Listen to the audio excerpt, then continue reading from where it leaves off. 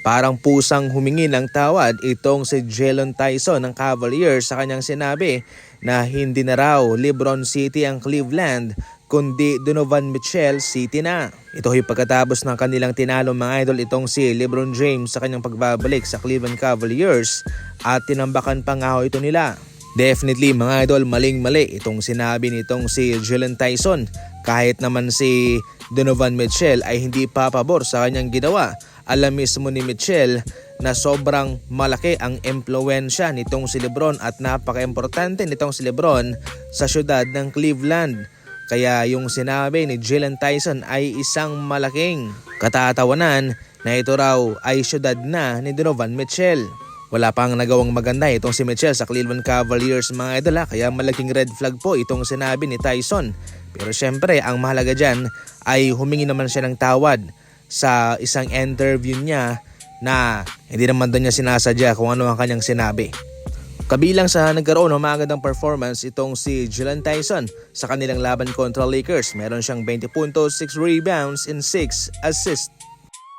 Malapit nang matapos ang January at papasok na tayo sa February mga idol. Ang trade deadline ay sa February 5 kung sa atin naman yan ay February 6. Pero sa ngayon ay wala pang nangyayaring mga trade. Tinitake time talaga ng mga kupunan yung kanilang oras, yung kanilang panahon para pag-usapan ang mga dapat pag-usapan sa trade. Ayon pa nga sa mga eksperto, tayo raw huy makakasaksi ng mga mabigat na mga trade sa mismong trade deadline. Sa ngayon, isang player lang ang binabantayan ng media. Nakatuon ang kanilang atensyon kay Giannis Antetokounmpo. Kahit na nga yung Pistons na walang interest na mag-trade sa season na ito ay kabilang sa mga potential landing spot.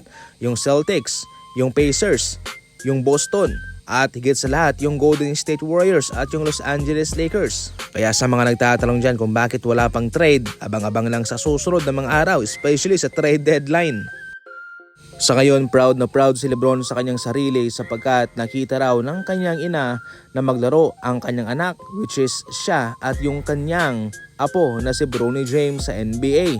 Ayon pa mismo kay LeBron, ngayon lang daw niya naisip na hindi pala basta-basta itong kanyang na-accomplish mga idol na yung ama ay naglalaro sa NBA habang kasama niya pa ang kanyang anak and teammate pa niya at pinapanood ng kanilang pamilya. Masayang-masayang nga ho ang mga crowd sa Cleveland Cavaliers mga idol nang makadunk itong si Bronny James para ikat sa 30 points ang kalamangan ng Cavs sa kanila. Nag-e-enjoy lang itong Cavaliers sa kanilang nakikita, especially itong si Bronny James kung saan nakita rin po nila itong mag-grow, lumaki. Akay-akay pa ito ni LeBron James nung sila nagkampiyon way back 2016 at kaya ang makita siya na maglaro, nakakadunk, nakakatakbo kasama ang kanyang ama ay isang malaking achievement na rin para sa kanila.